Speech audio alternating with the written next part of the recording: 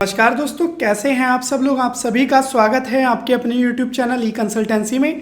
मैं हूं प्रखर शर्मा, आपका लीगल कंसल्टेंट। और दोस्तों, आपको हमारे चैनल पर मिलती है एनजीओ से रिलेटेड सारी जानकारी। अगर आप अपनी एनजीओ स्टार्ट करना चाहते हो या एनजीओ के लिए फंडिंग लेना चाहते हो तो सही समय पे आपको सटीक जानकारी सबसे पहले हमारे चैनल पर मिलती है। तो चैनल को सब्सक्राइब कर लीजिएगा और बेल आइकन को हिट करना बिल्कुल भी मत भूलिएगा।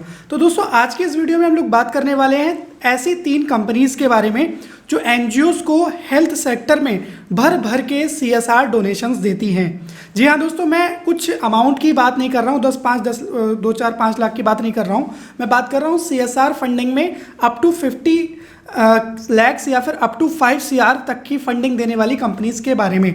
अब यहाँ पे मैं आपको बता दूं कि भाई जो सीएसआर होता है, अभी बहुत सारे लोगों को यही नहीं पता होता कि आखिर सीएसआर मिलता क्यों है। तो सबसे पहले आपको बता दूं कि जो सीएसआर है वो गवर्नमेंट ऑफ इंडिया के द्वारा बनाया गया एक नियम है कंपनीज के लिए कि अगर आपकी कंपनी 1000 करोड़ का टर्नओवर करती है एक फाइनेंशियल ईयर में, या फिर आपकी कंपनी की नेटवर्थ 500 करोड़ रुपए की है, या फिर आप 5 करोड़ का नेट प्रॉफिट करते हो, तो आपको टोटल 2% डोनेट करना होता है अपने प्रॉफिट का। ठीक है, ऐसा यहाँ पे नियम बनाया गया है।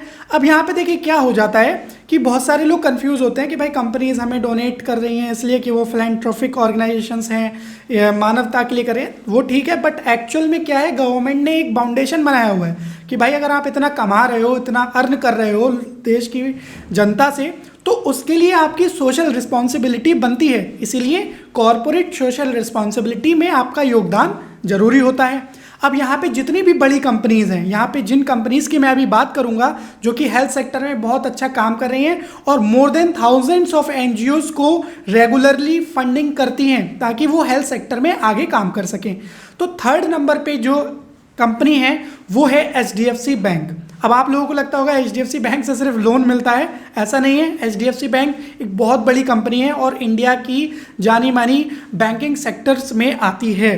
तो आपको मैं बता दूं कि जो एचडीएफसी बैंक है उसने लास्ट ईयर में 634 करोड़ रुपए यानी कि 634 करोड़ रुपीस सीएसआर में डोनेट किए हैं अलग अलग इनिशिएटिव्स के तहत हेल्थ सेक्टर में। ठीक है, उसने अपना एक परिवर्तन के नाम से इनिशिएटिव चलाया, उसने स्वास्थ्य आरोग्य के नाम से चलाया, मतलब अलग अलग इनिशिएटिव्स के तहत हेल्थ सेक्टर में बहुत अच्छा काम किया और thousands of NGO, more than thousands NGOs के साथ मिलकर के हेल्थ सेक्टर में काफ़ी अच्छा डेवलपमेंट इंडिया में किया। ठीक है, और दूसरे नंबर की हम लोग बात करें, जो 2nd नंबर पे हम लोगों ने कंपनी को रखा है वो है विप्रो फाउंडेशन। विप्रो फाउंडेशन ने भी 640 CR का अप्रॉक्स सीएसआर में स्पेंड किया है लास्ट ईयर में, जो कि मेजरली हेल्थ सेक्टर में यहाँ पे आपको देखने को मिलेगा। इसमें भी बहुत सारे प्रोग्राम्स चलाए गए जिसमें एक लार्ज वैक्सीनेशन कैंप्स थे, बहुत सारे अगर देखे जाएँ तो इसमें हेल्थ चेकअप कैंप्स ऑर्गेनाइज किए गए, बहुत सारे हॉस्पिटल्स को भी फंडिंग दी गई, हॉस्पिटल अपग्रेडेशंस के लिए भी फंडिंग दी गई। ठीक है, और जो हॉस्पिटल्स में वैन वगैरह नहीं थी तो जो एम्बुलेंस होती है उसके लिए भी सपोर्ट दिया गया। तो मतलब बहुत सारे सेक्टर्स हैं हेल्थ के अंदर में भी। ठीक है, हेल्थ के अंडर में देखा जाए तो काफ़ी सारी चीज़ें होती हैं जो आप अपने एनजीओ के माध्यम से कर सकते हो और ये कंपनीज आपको सपोर्ट करती हैं। अब क्या क्या काम के लिए सपोर्ट करती हैं वो वीडियो के लास्ट में मैं आपको बताने वाला हूँ। ठीक है, और मोड ऑफ सबमिशन क्या होता है इस प्रोजेक्ट का वो भी बताने वाला हूँ, क्योंकि नवंबर से ले करके जनवरी तक आप समझ लो भाई सीएसआर में ऑलमोस्ट हर कंपनी में आप आवेदन कर सकते हो। क्योंकि देखिए मार्च आ रहा होता है, मार्च में कंपनीज के क्लोजिंग होती है, सब चीज़ होती है, तो वो चाहते हैं कि फाइनेंशियल ईयर के क्लोजिंग के पहले पहले जो भी सीएसआर वगैरह देना है या जिन भी प्रोजेक्ट्स में इन्वेस्ट करना है वो ईजिली कर सकें। तो सबसे बेस्ट टाइम होता है सीएसआर प्रोजेक्ट सबमिट करने का नवंबर से लेकर के जनवरी तक में, जिसमें हज़ारों एनजीओज अप्लाई करती हैं और थाउजेंड्स ऑफ जो कंपनीज़ हैं। अगर मैं बड़ी कंपनीज़ की बात कर रहा हूँ तो यहाँ पे अगर आप देख लोगे तो मोर देन 10,000 कंपनीज़ हैं जो एनजीओज को डोनेट करती हैं। धीरे धीरे करके हम लोग उन पर भी वीडियोस बनाएंगे। नंबर 1 पे हम लोगों ने रखा हुआ है रिलायंस फाउंडेशन को। रिलायंस को हमने इसलिए रखा गया है क्योंकि भाई सबसे ज़्यादा जो हेल्थ सेक्टर में स्पेंड किया है वो रिलायंस फाउंडेशन ने किया है लास्ट ईयर, वो है 944 करोड़ का, 944 CR अप्रॉक्सीमेटली रिलायंस फाउंडेशन ने हेल्थ केयर के लिए इंडिया के डेवलपमेंट में जो है वो स्पेंड किया है। अब यहाँ पे मोस्ट ऑफ दी प्रोजेक्ट 70% तक के प्रोजेक्ट्स अगर आप कह सकते हो वो एनजीओज के माध्यम से ही इम्प्लीमेंट किए हैं। क्योंकि क्या होता है देखिए, पूरे इंडिया के हर ज़िले में जाना, हर जगह पर अपना एक एरिया सेटअप करना, तो पॉसिबल नहीं हो पाता है, तो जनरली क्या होता है, एनजीओज़ की हेल्प के माध्यम से ही ये बड़े लेवल पे प्रोग्राम्स इंप्लीमेंट किए जाते हैं। तो रिलायंस ने भी बहुत सारे प्रोग्राम्स चलाए, ठीक है, जिसके माध्यम से इंफ्रास्ट्रक्चर डेवलपमेंट, हॉस्पिटल्स के कंस्ट्रक्शंस, ठीक है, एम्बुलेंस परचेज या फिर रूरल हेल्थ सेंटर्स आप कह सकते हो, ये सब इस्टेब्लिश किए गए हैं जो टोटली फ्री ऑफ कॉस्ट होते हैं, जो हमारी आम जनता है, जो गरीब लोग हैं, उन लोगों के लिए। तो अगर आप भी इस तरीके के कोई प्रोजेक्ट सबमिट करना चाहते हो सीएसआर में, इन 3 कंपनीज में, तो आप कर सकते हो। इस समय में बेस्ट टाइम है, पूरा नवंबर से लेके जनवरी तक का आपके पास टाइम मिल जाता है। और अगर आप अपना सीएसआर प्रोजेक्ट प्रपोजल हमारी टीम के थ्रू बनवा करके सबमिट करना चाहते हो, आपको फर्दर फॉलोअप की गाइडेंस चाहिए, आप प्रेजेंटेशन में हेल्प लेना चाहते हो और आप चाहते हो कि आपके एनजीओ में भी सीएसआर फंडिंग मिले, तो आपकी स्क्रीन पर नंबर हमने मेंशन कर दिया है, आप हमें डायरेक्टली कॉन्टैक्ट कर सकते हैं एंड आपको हम लोग हाथ पकड़ के आगे बढ़ाना, चलना सिखा देंगे। हैंड होल्डिंग सपोर्ट आपको दी जाएगी। आपको मैं बताना चाहूँगा कि अगर आप इनका पास्ट रिकॉर्ड देखो तो ये इम्प्लीमेंटिंग एजेंसीज को ही हायर करते हैं, उनको फंडिंग देते हैं और उनके कॉन्सेप्ट्स को आगे बढ़ा देते हैं, ठीक है। जैसे लेट सपोज आपने कहा कि मेरा एक हॉस्पिटल है, इसमें मुझे अब बेड अपग्रेडेशन करना है, अभी 20 बेडेड का है, मुझे यहाँ पे कंस्ट्रक्शन वगैरह करके इसको 50 बेडेड बनाना है। आप अपना प्रपोजल बढ़िया सा बनाओगे, इनोवेटिव प्रपोजल होगा सीएसआर का, और विप्रो में सबमिट कर दिया, तो विप्रो फाउंडेशन क्या करेगी, उसको रिव्यू करेगी, वहाँ की जो स्क्रीनिंग कमेटी है उसकी फिजिबिलिटी चेक करेगी। देन आपको हो सकता है वो लोग डिजिटल तरीके से एक प्रेजेंटेशन देने के लिए इन्वाइट करें या फिजिकली कहें कि आप आकर के हमारी स्क्रीनिंग कमेटी के सामने अपने प्रेजेंटेशन को रखो।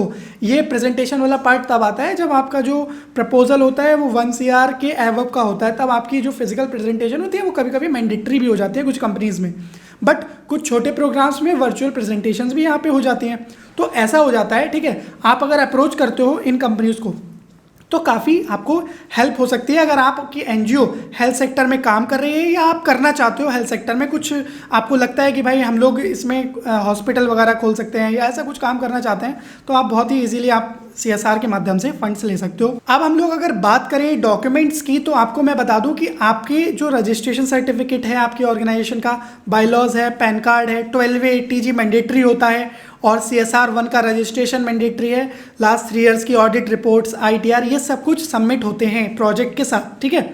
अब यहाँ पे आपको एक डिटेल्ड प्रपोजल के साथ साथ ये प्रोजेक्ट सबमिट करना मैंडेटरी है। अगर आप नहीं करोगे तो भाई प्रपोजल्स रिजेक्ट हो जाता है। ये जो प्रपोजल्स मैं आपको बता रहा हूँ इनका मोड ऑफ सबमिशन ऑनलाइन होता है, ठीक है, और ऑनलाइन मोड में आप इन प्रपोजल्स को सबमिट कर सकते हो।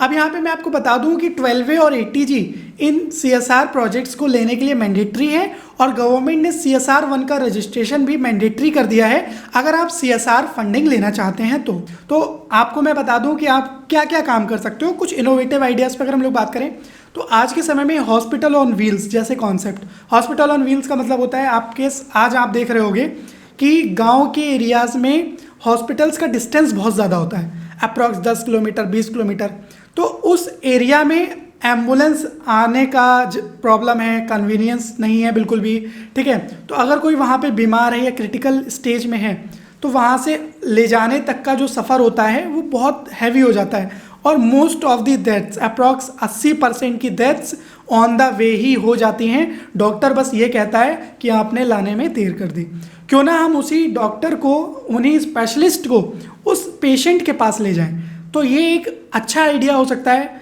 आज के समय के लिए, क्योंकि जब आपके घर पे 30 मिनट में पिज़्ज़ा आ सकता है तो उस ज़रूरतमंद के पास 30 मिनट के अंदर डॉक्टर्स क्यों नहीं पहुंच सकते। तो इस तरीके के इनोवेटिव आइडियाज़ पे अगर आप काम करो जो कि आज की नीड है, आज के रूरल एरियाज़ में इन सब चीज़ों की रिक्वायरमेंट है, तो आप बहुत ज़्यादा आगे बढ़ जाओगे। इस तरीके की आइडियाज़ भी आप डिस्कस करना चाहते हो, आपके पास कोई आइडिया है, आप उस पर काम करना चाहते हो, या आप चाहते हो हम लोग आपके लिए कोई आइडियाज़ फॉर्मुलेट करके CSR प्रपोजल बना के इन कंपनीज़ को अप्रोच करें, तो आप हमें डायरेक्टली कांटेक्ट कर सकते हो। तो दोस्तों अगर आपको वीडियो अच्छा लगा हो तो वीडियो को लाइक कर देना, चैनल को सब्सक्राइब करना बिल्कुल भी मत भूलना, और दोस्तों ऐसे ही लेटेस्ट अपडेट्स, ऐसे ही लेटेस्ट वीडियोज़ आपको हमारे चैनल पर आते रहते हैं, तो अपने दोस्तों के साथ भी शेयर कर लेना। तो चलिए दोस्तों, मिलते हैं आप सभी लोगों से नेक्स्ट वीडियो में।